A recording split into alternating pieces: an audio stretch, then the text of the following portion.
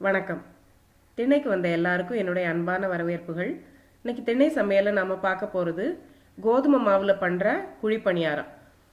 இப்போது ரெசிபிக்குள்ளே போகிறதுக்கு முன்னாடி இது வரைக்கும் சேனலை சப்ஸ்கிரைப் பண்ணலைன்னா மறக்காமல் சப்ஸ்கிரைப் பண்ணுங்கள். இப்போது இந்த குழிப்பணியாரத்துக்கு என்ன தேவை, என்ன பண்ண போகிறோம் அப்படின்னு பார்க்கலாம். இப்போ இந்த கோதுமை குழிப்பணியாரத்துக்கு கோதுமை மாவை இப்போ இன்னைக்கு ஈவினிங் நீங்கள் பண்ணுறதுக்கு பிளான் பண்ணியிருக்கீங்கன்னா ஒரு 3-4 மணி நேரத்துக்கு முன்னாடி அந்த தேவையான அளவுக்கு கோதுமை மாவை லேசாக உப்பு மட்டும் கலந்து தண்ணீரில் நல்லா பணியாரத்துக்கு என்ன பதம் தேவையோ அதில் கலந்து வச்சுருங்க. இப்படி முன்னாடியே கலந்து வைக்கிறது தான் நம்ம பண்ணுற வித்தியாசமான விஷயம் இந்த குழிப்பணியாரத்தில். இதுக்கு தேவையான பொருட்கள் என்னென்னா, நான் இதில் எடுத்துருக்கிறது 1/2 கப்பு கோதுமை மாவு, அதில் பாதி அளவுக்கு 1/4 கப்பு ஜீனி எடுத்திருக்கேன், ஒரு 1/2 டீஸ்பூன் அளவுக்கு சோடா உப்பு, ஒரு 10-15 முந்திரி, ஒரு 2 ஏலக்காய், ஒரு 1/4 கப்பு அளவுக்கு தேங்காய் துருவல். இவ்வளோதான் இதுக்கு தேவையான பொருட்கள். இப்போது இந்த மாவில் நான் ஊற வச்சு இப்போ நம்ம வச்சுருந்த மாவில் ஜீனியும் சோடா மாவும் சேர்த்து கலந்தாச்சு. அது கூட முந்திரி பருப்பு, அந்த துருவின தேங்காய் இதெல்லாம் சேர்த்து இப்போ நல்லா கலந்துக்கணும்.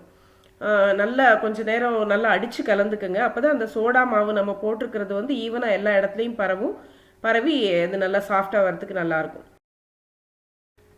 இப்போது கலந்து வச்ச மாவை ஒரு 5 நிமிஷம் அப்படியே வச்சிடலாம். நம்ம வச்சுட்டு இப்போது அடுப்பை பற்ற வச்சு நம்ம அந்த குழி பணியார கல்லை சூடு பண்ணிக்கிறலாம். ஒரு 5 நிமிஷத்துக்கு அப்புறம் நம்ம பணியாரம் ஊற்றுறது நல்லது. ஏன்னா அந்த ஜீனி எல்லாம் முழுசாக கரையாமல் இருக்கலாம். அதனால் நல்லா கரைஞ்சி வர்றதுக்கு நம்ம ஒரு 5 நிமிஷம் டைம் கொடுக்கலாம்.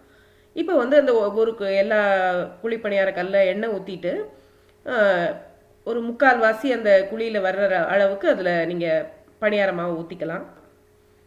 இப்போ நல்லா பொன்னிறமாக வெந்திருக்கு. ஒரு பக்கம் ஓரளவுக்கு வெந்த பிறகு திருப்பி விட்டிங்கன்னா தான் அது பிஞ்சு போகாமல் நல்லா வரும். இப்போ இது நல்லா வெந்திருக்கு.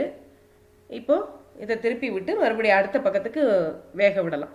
இப்போ திருப்பி விட்ட பிறகு அதில் மேலே கொஞ்சம் எண்ணெய் ஊற்றிக்கலாம். மறுபக்கம் அந்த பக்கம் வேகிறதுக்கும் நம்ம லேசாக இதில் மேலே எண்ணெய் ஊற்றிக்கலாம். இப்போ நான் மறுபடியும் அதில் ஒரு டீஸ்பூன் எண்ணெய் ஊற்றிருக்கேன் மேலே. இப்போது மறுபக்கமும் வந்திருக்கா அப்படின்னு பார்க்குறதுக்காக இப்படி திருப்பி விட்டிங்கன்னா உங்களுக்கு தெரியும். இப்போ இந்த பக்கமும் நல்லா வெந்திருக்கு. இப்போ எல்லாத்தையும் திருப்பி விட்டு பார்த்துட்டு அதுக்கப்புறம் நம்ம இந்த பணியாரத்தை எடுத்துடலாம். இந்த பணியாரம் செய்கிறது ரொம்ப ஈஸி. இதை மாதிரி ஆரோக்கியமாக வீட்டில் செய்யக்கூடிய பலகாரங்களை பண்ணி கொடுத்தோன்னா குழந்தைங்க உடம்புக்கு ரொம்ப நல்லது.